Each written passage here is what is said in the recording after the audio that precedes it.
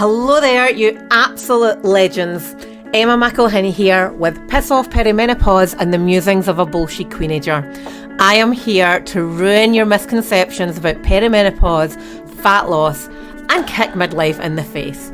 So if you think your 40s are a drag, think again. Because every week I am going to be stripping down the myths about perimenopause. I'm serving you raw, unfiltered truths about your health and smashing misconceptions about fat loss. And a whole lot more. So if you thought you knew midlife, you don't know the half of it. Aging is inevitable, but getting old is a choice. So buckle up, grab a glass of something yummy, and let's get to it. Hello and welcome to the next episode of Piss Off Perimenopause and the musings of a bullshit queenager. My name is Emma McElhinney and I have not been with you for a while, so welcome back. If you've not listened for a wee while, I do apologise. I have been quite quiet in the podcast front, but not that quiet everywhere else. So it's not like I've been buried under a rock. I've just been not doing podcasts, but we have a fantastic guest for you today. And this is a subject that you've all been asking to know more about. And it's a topic that I know some things about, but I have got the top-notch expert in the name of Sarah Gaddie with me today. And she is a pelvic floor specialist in menopause. So I am delighted to have her here today. So welcome, Sarah. How are you? Hi, thanks for having me on, Emma. Really nice to meet you. And I love talking about pelvic floors. So you'll have to just try and stop me talking. Right, so for those of you that are not watching this, if you're watching us on YouTube and Sarah suddenly takes a lurch to the side, it's because she's on a yacht cruising the Med, and she's very cool.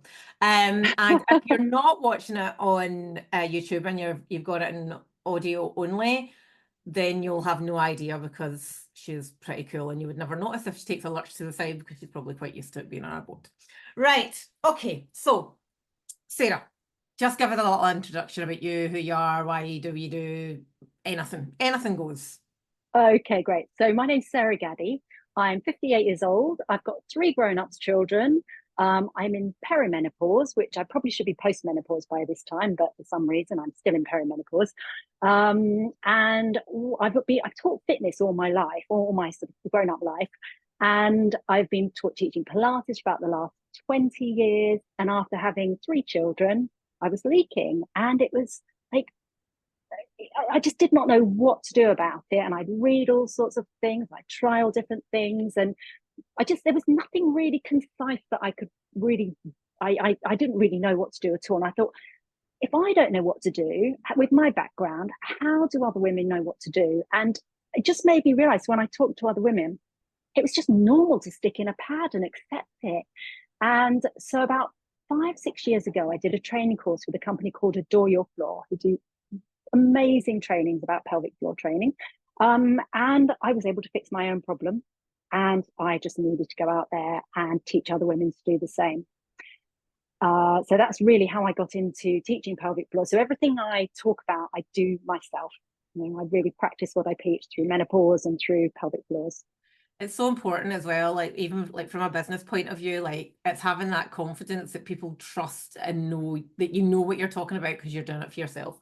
So I think let's go back to basics a little bit and let's talk about what the pelvic floor is and why it is so important and why, like what happens at this perimenopause stage that makes it such a big topic. So over to you. This is a huge question already.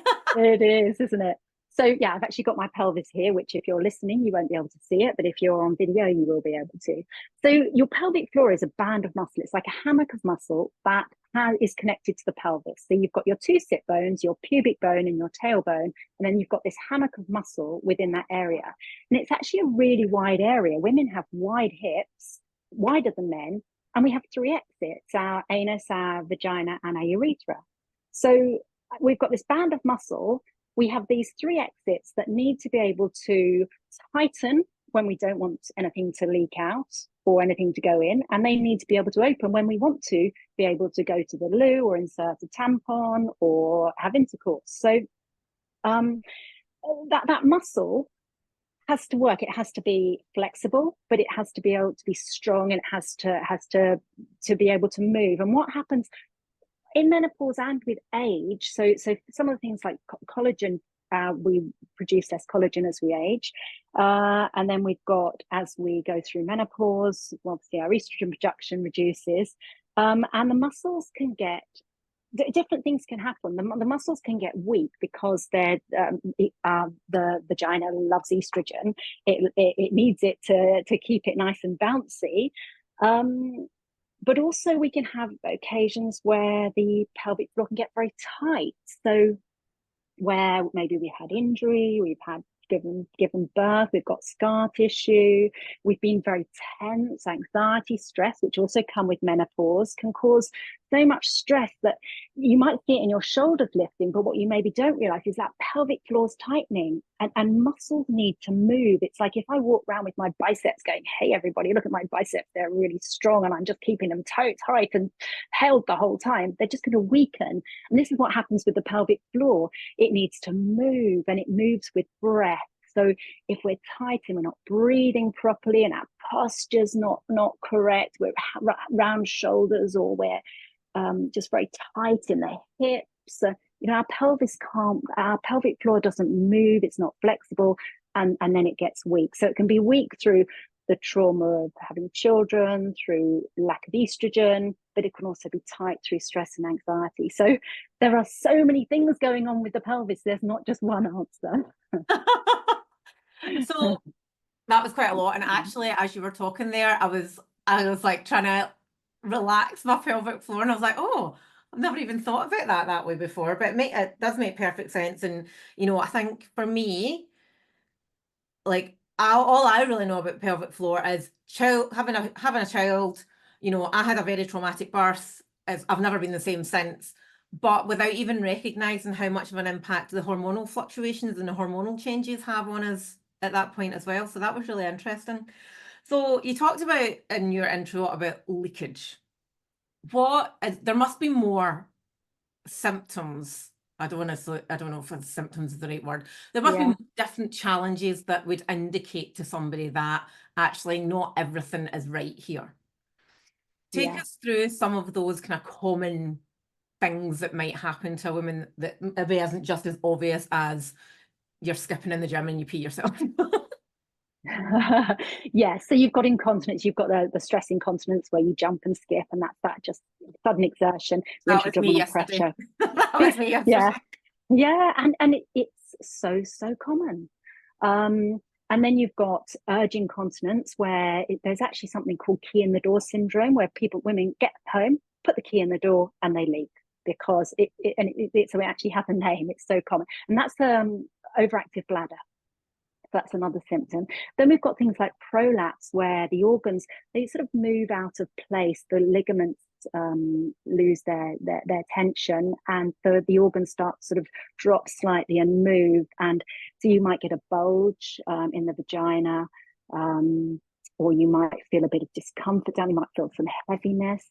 So prolapse is a very common symptom. And actually, what most women don't realize, giving birth, most women will have a prolapse when they give birth. A lot of women, but once you've given birth, your hormones go back into place, and sometimes it can drop back into place. But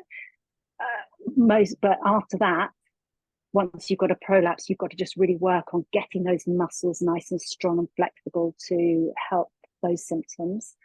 And just maybe a tightness. If you go for a smear and you find it really painful, if you find intercourse really painful, that's a symptom of pelvic floor problems. Also lower back pain. It's all connected.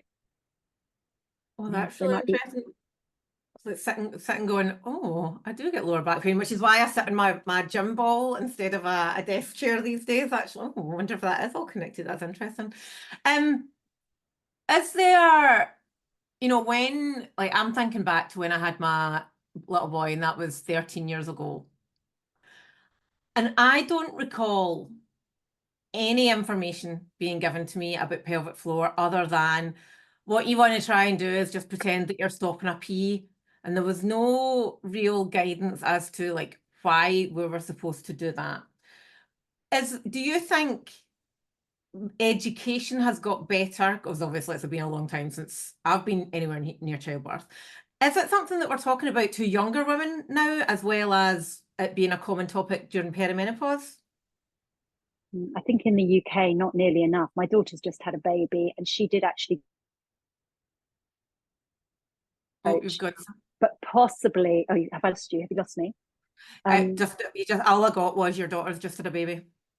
So she's just had a baby, and she actually did go for a check with a women's health physio. Big, but I don't know whether that's because we talk about it, and I said that's really important that you do. And in France, it's really common, and women don't apparently over here don't have, which is where I am now, don't have pelvic floor issues. So yes, I think there's a little bit more discussion about it, and I think women between themselves still talk about it. But I equally think that sticking in a pad is acceptable when 86% of leaks can be fixed. Oh, is that right? 86%. So when you say like 86% of leaks can be fixed, how? Like what should we be doing? Like especially obviously geared towards the perimenopause ladies. So what kind of things can we do to help ourselves?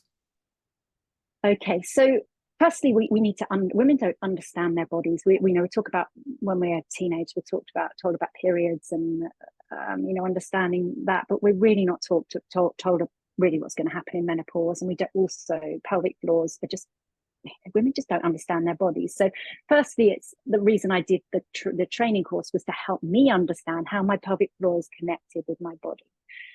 So the one thing I can recommend is at the time of menopause, as I said, your vagina loves estrogen. Topical estrogen, vaginal estrogen is incredible. So women who, if there are some women who can't take HRT, whereas they still can take vaginal estrogen because you need about 100 doses to make up one dose of regular HRT. And you can have it as a pessary or as a cream. And it just goes up inside the vagina. It just treats that area and it just makes it more plump and bouncy. So if you have a prolapse that might be sort of dropping a little, it'll lift it a bit. It just makes everything feel so much better in there, and it can really help those leaks that have come on at the time of menopause. So that would be my first step, my first tip. If you're going through menopause and you've noticed leaks, get some vaginal estrogen. Ah, that's interesting. I know I mentioned a lady that had been on the podcast before. She'd mentioned that in terms of from a comfort during intercourse point of view as being a really powerful thing to do. So that is actually really quite interesting. Because see, when you mentioned the key in the door syndrome, I totally have that. Totally. That's really bizarre that you mentioned that because that's something that I've only noticed in the past few months that I come back from my dog walk and I get the key and I'm like, ah, run, run, run, run, run, run. It's really, really interesting. Okay, so we've got that. What, I talked before about, you've got to practice like squeezing, like you need a pee. What are we not doing enough of from a movement point of view, or what are we doing too much of from a movement point of view that is making this worse for us? Okay, well, potentially squeezes could make it worse. So if you can imagine if your pelvic floor is tight, so like I was saying, sometimes it's your muscles that help. The way the pelvic floor is connected with the diaphragm. So when we breathe in, our diaphragm fills with air. Our abdominal muscles, they push out a little, and the pelvic floor fills with air. As we breathe out, the pelvic floor lifts, the diaphragm and the abdominals contract, and the air leaves. So we're filling, and then we're emptying them the whole time, and they're moving. If we're not breathing properly, so say we're over a laptop and our shoulders are hunched forwards, or we're stressed and our shoulders are up, try breathing like that. Just have a go, lifting your shoulders and try getting some breath into your lungs. It just doesn't happen. There's not enough air to really feed down into that pelvic floor and get that movement.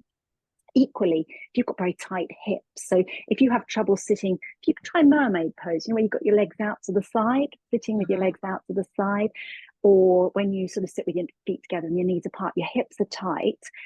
That can also, so that's tightness through that pelvic floor area because it's not getting that movement. If you walk, if you've got bad feet, say you've got bunions, or sometimes it can be causing your bunions, but say you've got bunions or very flat feet, and you're not really getting that nice soft movement through your feet. It's not feeding up through that pelvic floor.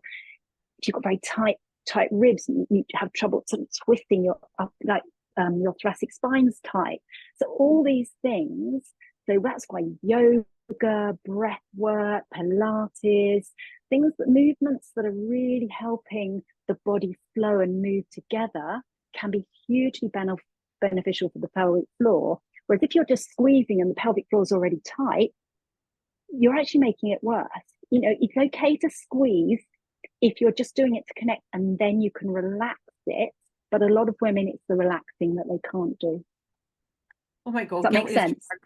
Absolutely, I am so guilty as charged. And this is like one of the things, one of my coaches at Team EMW, she is a breathwork instructor. She does like a lot of that connection, and she always, like, I always get slagged off by everybody about how hard I find it to actually relax properly.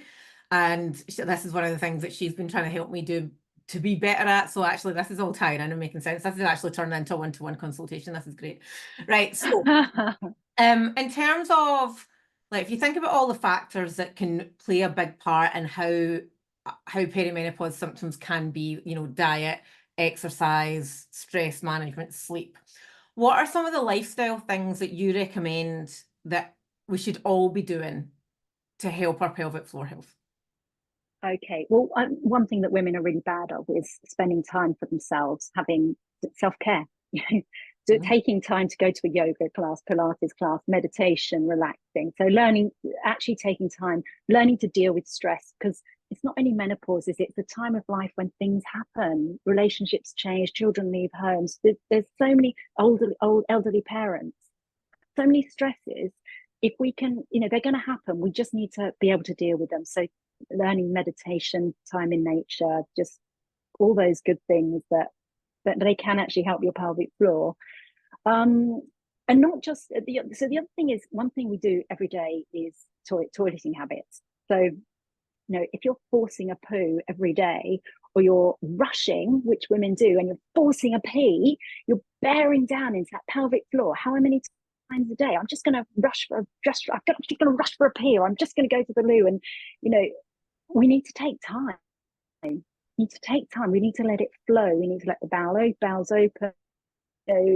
So eating a healthy diet, so we're not getting constipated. Another really great tip is, when you go to the loo, put your feet up on a step. If you've got one of those little children's steps, your knees are a little bit higher.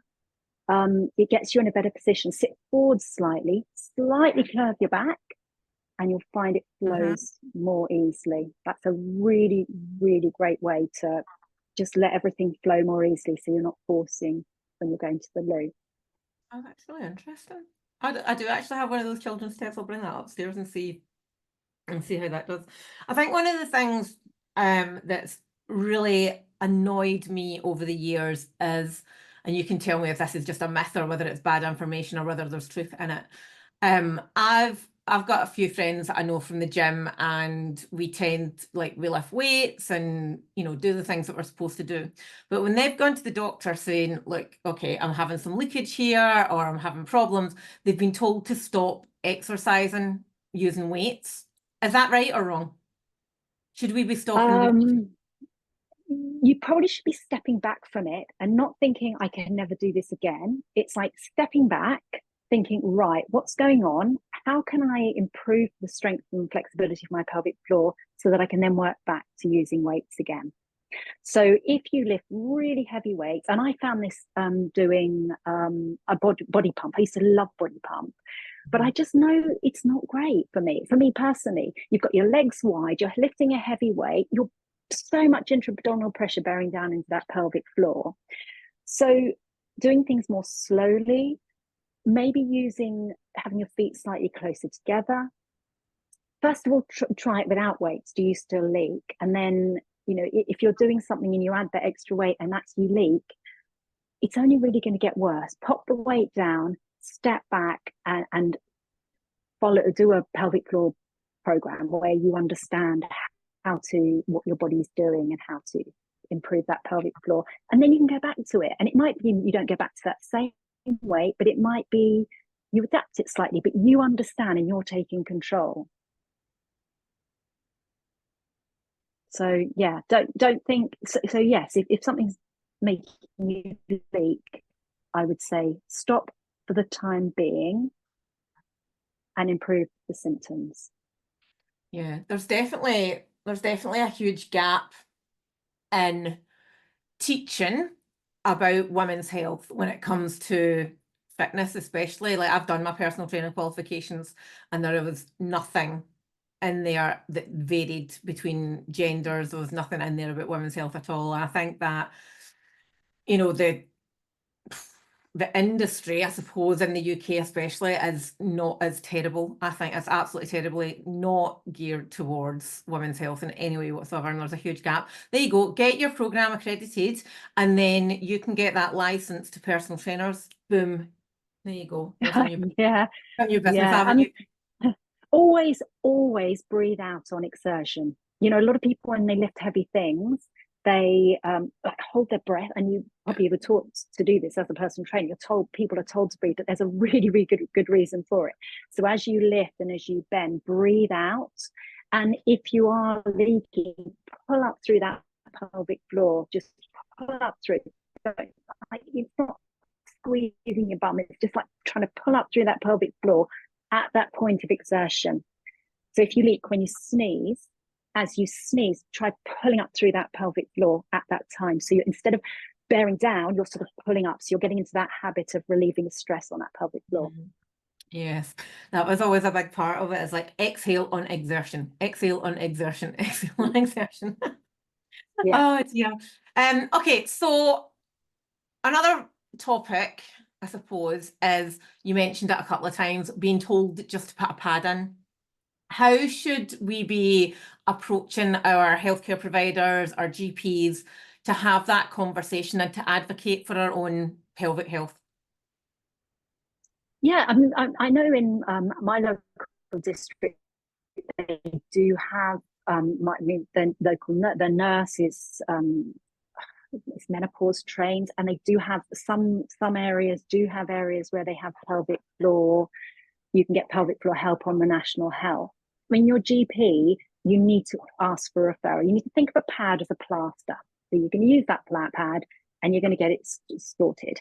Women's health physios, ask around, ask your GP, chat to other people, see if someone can recommend, or you know, if you want to connect with me, I can look to see if there's a local women's health physio in your area that I can recommend.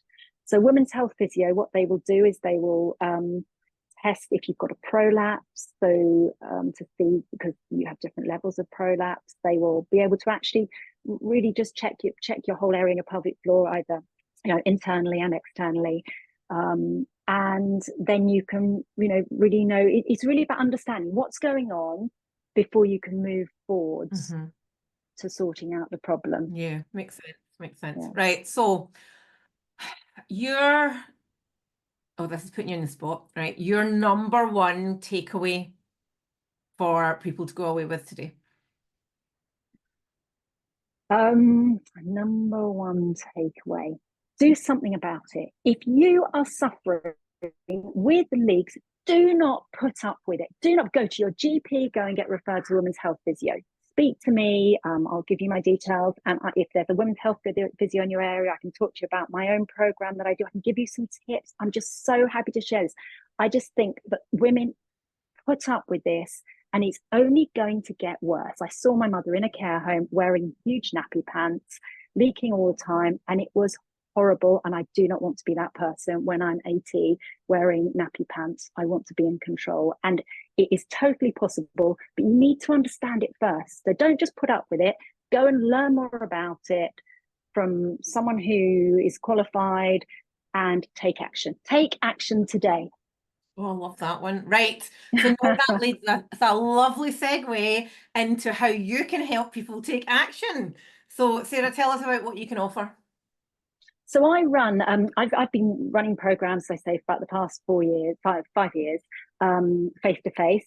But now I've put together an online program. It's a 6-week program, and I've literally just finished it just before we came away. And it's in video form. And when we get home in December, I'll be popping it onto my website and making it all look pretty. At the moment, it doesn't look that pretty, but it's all there. It's all factual. I've got some videos, exercise videos that go with it. It's a 6-week program, 6 half-hour videos.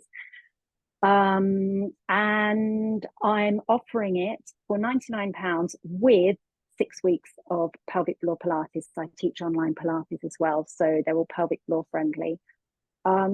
I just want every woman to understand their body and know what they can do. So many women go to classes and there's a lot of exercises. Then if you're leaking, you shouldn't be doing them. It doesn't mean you can never do them. It's like we were talking about with weightlifting earlier. You just need to understand what's going on. If you're doing a double leg lift and you've got a prolapse, you're going to make it worse. So if you can understand that, you can adapt it to work for you. And that's how I want to help women understand their bodies so that they can then take action and then move forwards and improve those symptoms.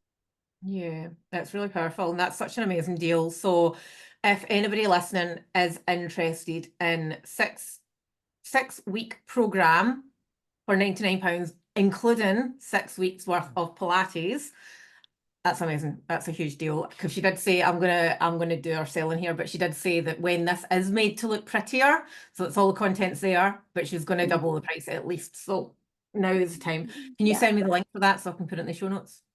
I will do, certainly. Yeah. Okay, right. So if you've got any questions for Sarah, you can find her on Instagram or on Facebook. I'll put our social media links there. If she is in a place of signal and not sailing around the Mediterranean on her yacht, being all fancy and cool, then she will get back to you ASAP. She might be in the middle of the ocean, so you never know what's going to go on with our signal. But Sarah, that was so helpful, and I think I'm actually going to purchase your course because I see when you said that sitting with your mum in the care home in the giant nappy, nobody wants that. Nobody wants that, and we don't. I think there's a cultural, there's a societal thing that, and it's the same with a lot of the things to do with perimenopause. Is it's just something that happens, suck it up, and that's when I tackle that from a weight loss point of view, because women get told, oh, you're just going to put on weight and that's just the way it is. No. Oh, it's time for us to challenge these norms that we've come to expect. And actually, no, nobody wants to be the old lady in the care home with smelling a pee. Nobody. So if we can do what we can to take control, advocate for our own bodies, put in the work, and this stuff is not, this is different from learning to do a 100-kilo deadlift. This is not, inverted commas, hard. It's not easy, and it takes a lot of training and a lot of practice to get the movements and stuff right, but it's so important that we do. So I would urge everybody and anybody that's got suffering any symptoms of weakened pelvic floor, dysfunctional pelvic floor, to get on this, because that's a huge bargain. Yeah. And don't forget about the vaginal estrogen as well. If you're not taking vaginal estrogen, it's in the NICE guidelines, the government guidelines, that women should be offered vaginal estrogen. It's can be an absolute game changer. And not just for pelvic floor, for comfort during intercourse as well, remember? Yes, absolutely. Yeah. For those people, because vaginal dryness can't be, most symptoms of menopause, when we go through menopause, post-menopause, our body learns to adapt. Vaginal atrophy, vaginal dryness can don't just say stay that forever. phrase. That phrase, put it honestly, it gives me the actual book, vaginal atrophy. Well, think about it. You don't want it. Get that vaginal estrogen. No, I don't want it. You never want your doctor saying to you, you've got vaginal atrophy. I'm gonna run. No, it's a very old-fashioned word, actually, isn't it? It's not the word we use. No. It's such an odd one. Right. Okay. So thank you so much for listening today. I'll put all of Sarah's links in the show notes. If you do have any questions for her, you can route them through me, or you can get in touch with her directly. But I hope, this is such a big topic, and we can't give you the answers or the diagnosis or the solution to anybody's specific problem here. But I hope that this has given you a good kind of overview and oversight of how important pelvic floor health is, not just through perimenopause, but most of you listening are at that kind of stage in our lives. So, but if you do have daughters, talk to them now about it, because it was never a topic. It was never a thing when I was younger. So yeah. And as more and more women are getting into fitness and they're getting into activity at a younger age than what our generation was, this is important that they know how to breathe properly. They know how to position themselves properly. They know what to do on different types of movements. So yeah, get talking to your daughters too. All righty. Brilliant. Thank you so much for listening, everybody. I will see you in the next one. Hopefully it definitely won't be as long as the gap that you've just experienced. So thank you for tuning in. Thanks, Emma. And just like that, we have spiced up another episode of Piss Off Perimenopause and the musings of a bullshit queenager. Massive shout out and a huge thank you for hanging out with me today. I really hope you've been entertained. And remember, don't be shy, hit that subscribe button. And until next time, keep those heels high and standards higher. Remember, it's all about glowing, growing and downright owning it. So catch you on the flip side, and don't forget to click the link in the show notes to get your freebie.